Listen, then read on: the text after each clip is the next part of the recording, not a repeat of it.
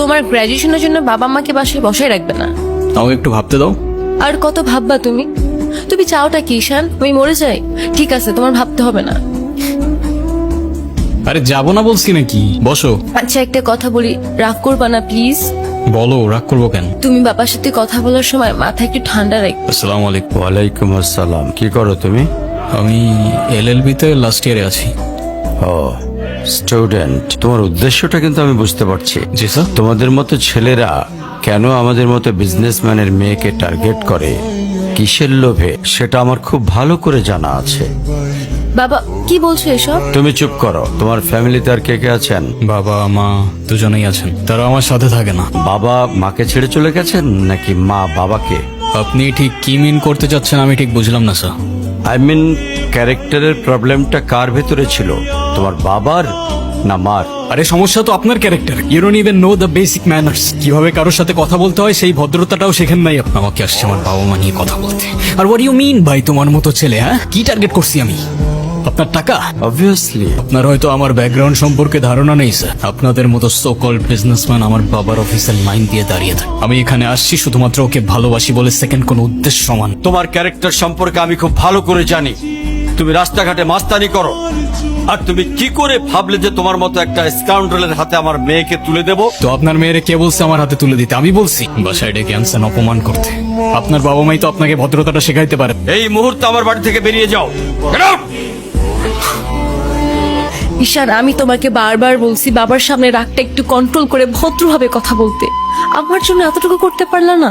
আমি বাবাকে অনেক কষ্ট করে ম্যানেজ করছি। তুমি জাস্ট একটা বার কি সরি বলো, সবকিছু ঠিক হয়ে যায়। আমি কেন সরি বল? উল্টা তোমার বাবাকে বলো আমাকে এসে সরি বলতে। ঈশান ফল্ট তোমারও ছিল, তুমি বাবার সাথে শাউট করছো।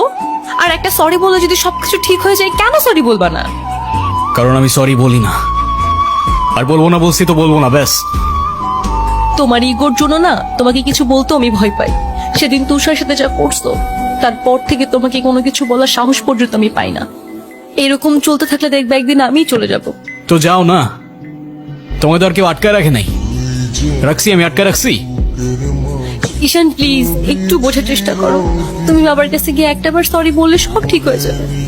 আরে আমি সরি বলবো না ভাই, বলবো না আমি সরি। এটাই কি তোমার শেষ ডিসিশন? এখন কি তোমার পেন আর পেপারে সাইন করে বলতে হবে নাকি? ঈশান আমি যদি আজকে এখান থেকে চলে যাই, হয়তো আর কোনোদিন ফিরে আসবো না। আবে তো যাও না।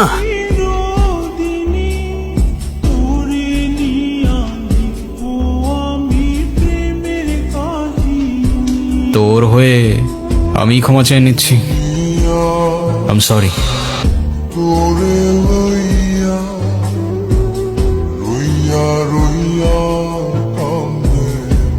নূর, কি হয়েছে স্যার?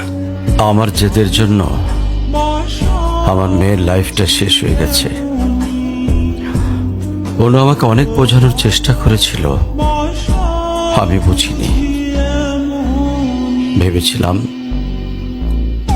আমি যে ছেলেকে চুজ করব সেই হবে ওর জন্য বেস্ট।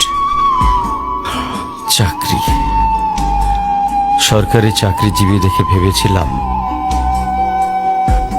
মেয়ের লাইফটা অ্যাটলিস্ট সিকিউর থাকবে। এটা ভাবিনি ভালো চাকরি থাকলেই ভালো মানুষ হয় না।